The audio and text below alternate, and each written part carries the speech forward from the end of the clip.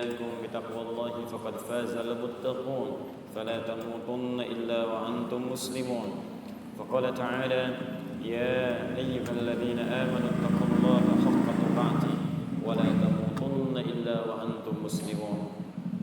Saudara-saudariku, alhamdulillah kita buka pertemuan kita di malam ini dengan syukur kepada Allah Subhanahu wa taala. Dengan bersyukur insyaallah lebih melapangkan keadaan hati kita. Orang yang pandai bersyukur insyaallah hatinya akan Allah bersihkan dari penyakit-penyakit yang tidak baik.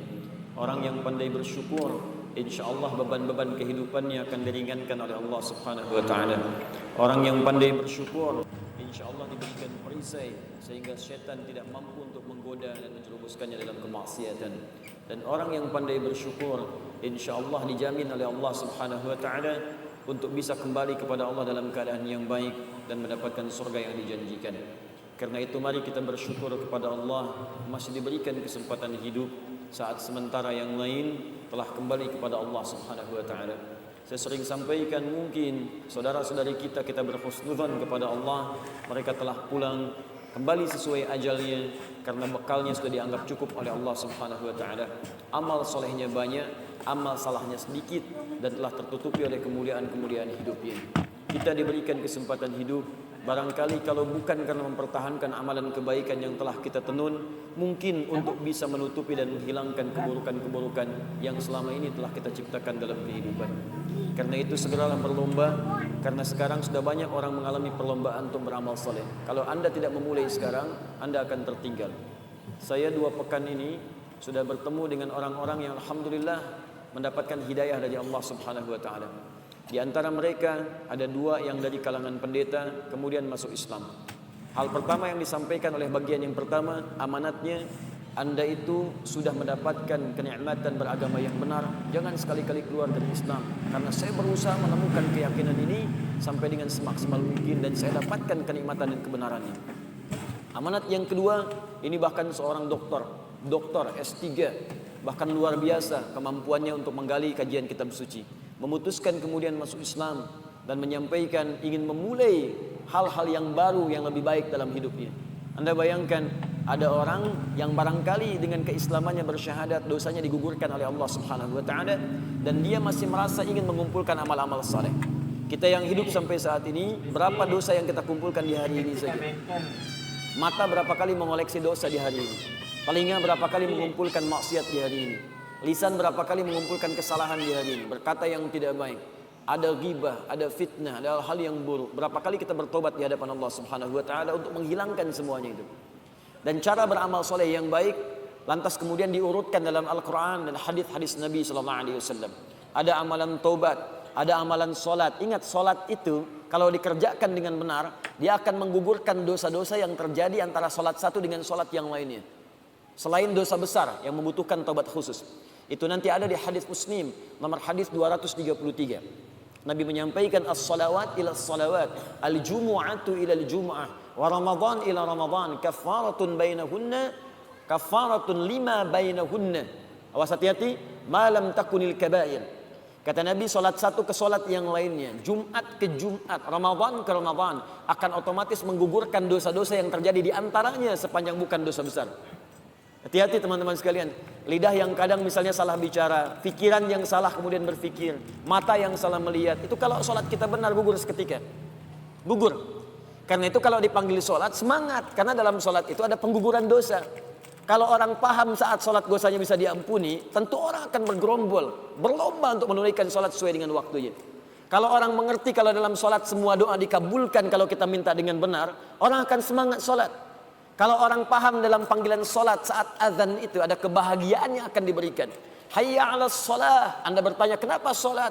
Hayya 'alal falah. Yang belum bahagia, kata Allah, saya berikan kebahagiaan saat kamu sujud. Kalau orang mengerti dalam solat ada kebahagiaan, dia akan tentu semangat menyiapkannya.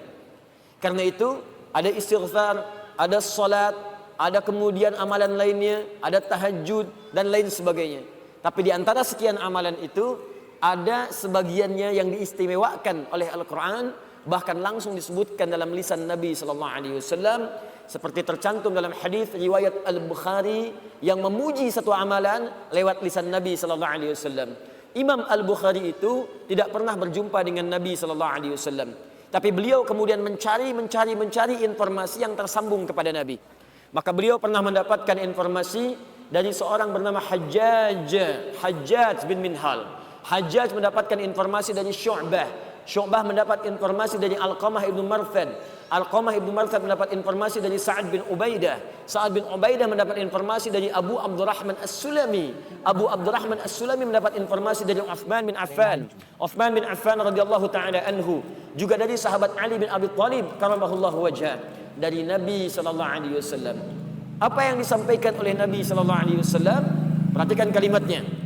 Awas, saking pentingnya kalimat ini, kita mesti memahami dengan baik dan fokus ke dalamnya. Khairukum man ta'allama al-Qur'ana wa 'allamah. Khairukum, bila ada orang baik di antara manusia, maka kata Nabi, yang paling baik di antara kalian itu man ta'allama al-Qur'an, siapa yang mampu dan mau belajar Al-Qur'an. Dan kalimatnya menggunakan man, ismun mausulun ala fardiyatil 'amiyah. Huruf sambung yang menunjuk kepada objek, kadang-kadang subjek, dan dia menunjuk kepada sifat personal, tapi tanpa batas. Fardiyah, amiyah. Dia personal, tapi sifatnya luas. Artinya, kalau setiap Anda ingin jadi orang baik, siapa Anda? Anda pejabat, ingin jadi pejabat yang baik. Anda pengusaha yang baik. Anda seorang anak yang baik. Anda seorang ayah yang baik. Anda seorang ibu yang baik. Anda mahasiswa yang baik. Jadi apapun profesi Anda, siapapun Anda, bagaimanapun sifat Anda, kata Nabi, kalau Anda ingin menjadi yang terbaik di bidangnya. Jadi kalau ada mahasiswa yang baik, ukurannya bukan nilainya, ukurannya ini, kata Nabi. Kalau ada seorang ayah yang baik, ukurannya bukan pemberiannya, tapi ini ukurannya nih, bukan infaknya, tapi ini yang akan disampaikan oleh Nabi. Kalau ada ustadz yang baik, bukan karena keilmuannya saja, tapi ini nih yang akan disampaikan oleh Nabi. Jadi kalau Anda mendapatkan yang disampaikan oleh Nabi ini, maka yakinlah dengan janji Nabi sallallahu alaihi wasallam ketika Nabi mengatakan orang ini akan menjadi orang yang terbaik dalam kehidupan. Khairukum, bila ada orang baik, maka yang terbaik di antara kalian man ta'allamal Qur'ana, siapapun yang mau belajar mengkaji isi Al-Qur'an wa 'allamah. Kemudian dari pelajaran itu dia amalkan dalam kehidupannya, dia praktekkan sesuai dengan profesinya. Jadi teman-teman sekalian, mempelajari isi Al-Quran itu, sebelum kita mulai nanti bahasan yang kita kaji di malam hari ini, kita nggak akan ambil banyak. Mungkin kita akan biasakan ambil sebagian dari ayat-ayat pilihan untuk belajar, sesuai dengan kadar kebutuhan kita secara umum. Tapi kalau kita mau fair, objektif dalam mengkaji Al-Quran, untuk membaca sempurnakan. Untuk menghafal sempurnakan Al-Fatihah sampai An-Nas. Tapi untuk mengamalkan isinya ada dua jalan yang bisa ditempuh. Awas. Pertama kata Abu Abdurrahman As-Sulami yang meriwayatkan hadis ini, akhadtul Qur'ana an qaumin. Saya itu belajar Al-Qur'an dari sekelompok kaum, sekelompok orang. Maksudnya generasi sahabat ridwanullah alaihim. Bagaimana cara belajarnya? Setiap kami belajar, tidak pernah kami belajar kecuali mengambil 10 ayat dulu. Paling maksimal. Dari 10 ayat ini kami berusaha mengamalkannya terlebih dahulu. Jika sudah mampu mengamalkan dengan sempurna seperti kami kemudian dapatkan itu sesuai kemampuan, baru nyambung lagi ke ayat berikutnya, surat berikutnya lagi. Jadi itu yang diambil oleh para sahabat. Sampai-sampai kemudian sahabat bernama Abdullah ibnu Amr ibnu Al-As radhiyallahu taala anhuma mengatakan, kami belajar dari Nabi sallallahu alaihi wasallam Al-Quran. Banyak orang yang hafal satu surah saja, tapi mereka punya kemampuan mengamalkannya dengan sangat luar biasa. Hafalnya satu surah, tapi mengamalkannya luar biasa. Dan apa lanjutan kata beliau? Saya khawatir di masa saya ini, ya kata sahabat junior Abdullah bin Amr ibn Al-As radhiyallahu ta'ala anhuma, saya khawatir di masa kini atau di masa yang akan datang ada orang yang mudah menghafal Al-Quran, bahkan semudah meminum air. Kasyurbil ma. Minum air kan tidak ada sekatnya, ya, tidak ada nyangkutnya. Beda dengan makan durian. Kemut, masuk. Minum cendol, gigit, masuk. Minum air nggak ada. Syurbil ma, seperti minum air bening, nggak ada sekatnya. Masih nggak percaya? Buktikan. Bismillah. Alhamdulillah. Tidak ada sekatnya. Langsung masuk. Ada orang yang menghafal Quran, itu seperti minum air, langsung cepat masuk. Tapi dia kesulitan dalam mengamalkannya. Kesulitan dalam mengamalkannya. Karena itu manhaj yang pertama dalam mempelajari Al-Quran ini, kita mesti bersabar. Sabar. Dan kita pahami setiap hurufnya, setiap kalimatnya, sehingga mendapatkan pemaknaan sempurna untuk bisa mengamalkannya. Yang kedua, hati-hati. Boleh jadi setiap kita itu punya profesi yang beda-beda. Misal di sini ada pedagang, ada pengusaha, ada pejabat, ada mahasiswa. Ketika Anda kemudian akan beraktivitas sesuai dengan aktivitas Anda, maka bolehlah Anda mengeluarkan sebagian ayat Al-Quran sesuai dengan profesinya. Ini tidak harus semua ayat Quran kemudian Anda kaji, Anda dalami. Ambil sebagian yang Anda kemudian dapati sesuai dengan profesi masing-masing. Kalau baca sempurna Al-Fatihah sampai An-Nas. Hafalkan sempurna Al-Fatihah sampai An-Nas, 30 juz, 114 surah. Tapi ketika Anda ingin mengamalkannya, boleh-boleh saja Anda pilih sesuai dengan kadar aktivitas Anda. Kenapa teman-teman yang pengusaha tidak mengeluarkan ayat-ayat usaha dalam Al-Quran? Jadikan kurikulum kehidupan. Lihat hadisnya, praktekkan dalam hidup. Begitu manhajnya. Kenapa teman-teman yang mahasiswa tidak mengeluarkan ayat-ayat ilmu dalam Al-Quran? Bukankah di situ banyak rahasia? Kawan, bukan sekedar diajarkan bagaimana cara belajar. Di Al-Quran ada rumus cepat bagaimana mendapatkan akselerasi pengetahuan yang langsung diberikan oleh Allah Subhanahu wa taala. Jika Anda dapatkan itu, Anda bisa jadi manusia yang kelima di antara 4 yang sudah ada. 4 pertama, cepat hafal, lambat lupa.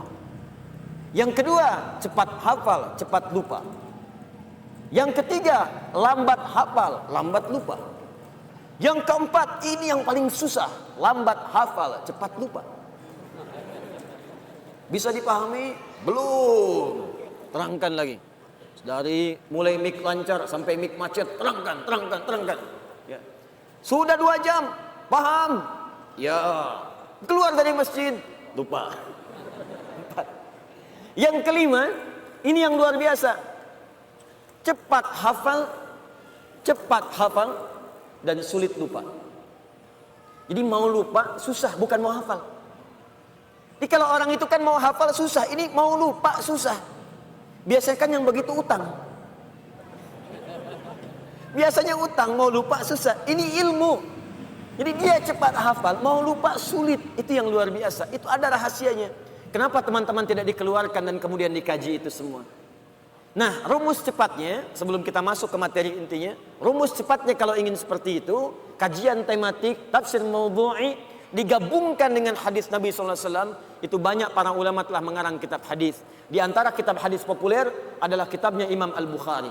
Al-Jami' As-Sahih Al-Musnad Al-Mukhtasar min umuri Rasulullah sallallahu alaihi wasallam wa sunanihi wa ayyamihi, disingkat menjadi Sahih Al-Bukhari. Disingkat menjadi Sahih Al-Bukhari. Alhamdulillah.